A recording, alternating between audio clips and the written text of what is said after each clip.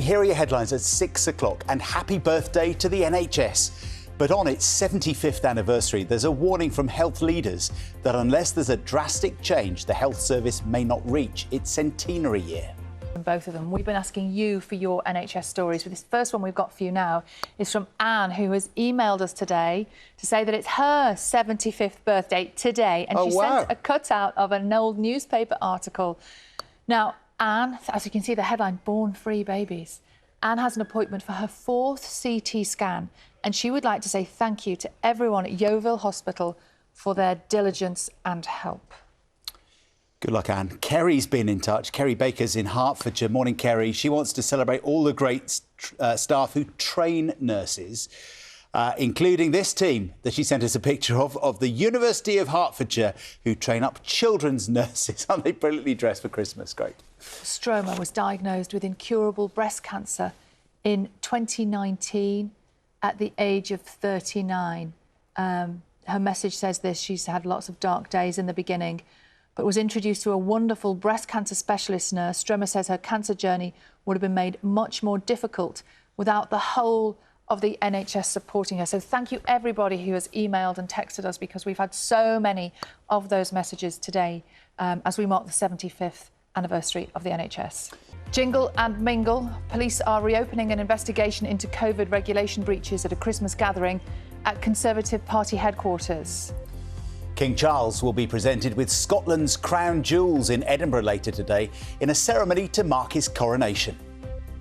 Good morning. Is it the end of the railway ticket office as we know it? Under new plans, almost all of them in England will be closed to cut costs. Rail unions warn it'll spark further strike action.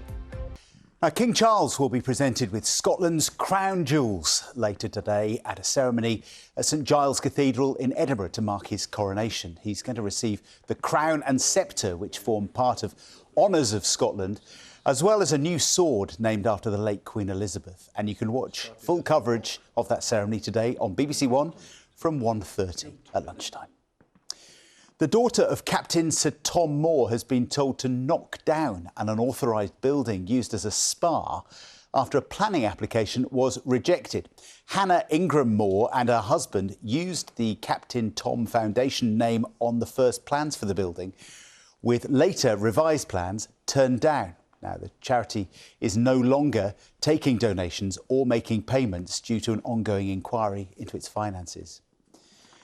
The TV presenter Fiona Phillips has revealed that she's been diagnosed with Alzheimer's.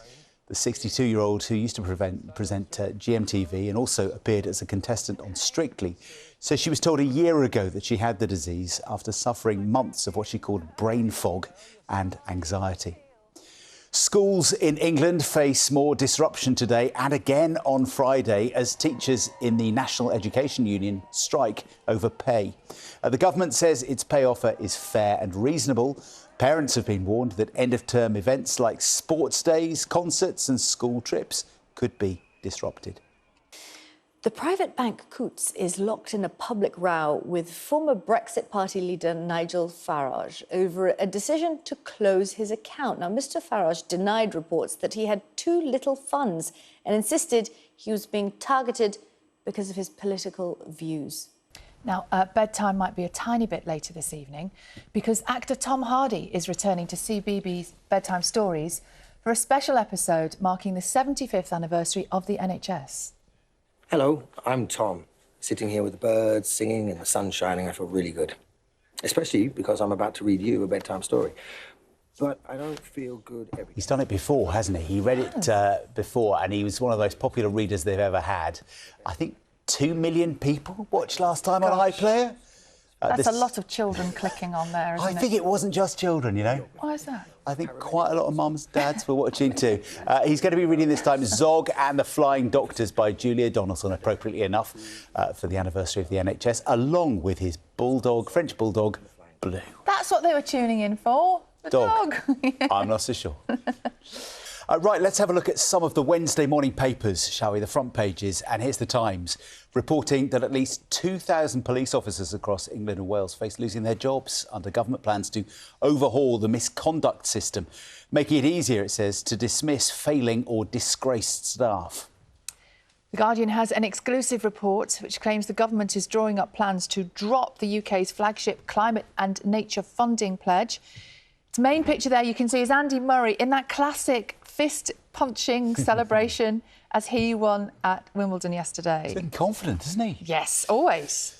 The Metro also has a picture from Wimbledon, but it's focusing on the Princess of Wales, who was there watching the action alongside Roger Federer yesterday. Its main story next to it is about the 75th anniversary of the NHS, including comments from a lady called Naira Thomas, who was the first baby to be born under the new health service in 1948, just after midnight. 1 minute past midnight she was born on that very first day, and she's called Naira after Naira Bevin. This is the Mirror front page. They devote the entire page to the broadcaster and columnist Fiona Phillips, who, in an interview with them, has revealed that she has been diagnosed with Alzheimer's, has been living with that diagnosis for over a year now. Boris's partygate accuser faces his own police probe, reads the front of the Daily Mail. There it is. That's amid reports that a formal probe has been launched into a birthday drinks bash held for Sir Bernard Jenkins' wife. The Metro have interviewed the first baby born on the NHS who says we must cherish the health service as it celebrates its 75th anniversary. Cheaper food on the way as a price war finally hots up, reads the front of the Daily Express as it looks at supermarket inflation. The front of The Guardian looks at the government's plans for global warming with the headline, UK ready to drop £11.6 billion pledge for climate fund. US pushes for von der Leyen to be NATO chief, reads the headline of the Daily Telegraph, as they report that Ben Wallace's candidacy has been blocked. The Financial Times leads with the Bank of England looking at contentious plans to force more international banks to set up subsidiaries in the UK. The front page of the Daily Mirror has an exclusive interview with the broadcaster Fiona Phillips, speaking about her Alzheimer's diagnosis. And The Star looks at the influence of popular television shows on politics. If you want to see any of those front pages again or read the stories, scan this QR code. It'll take you to the press review on the Sky News website.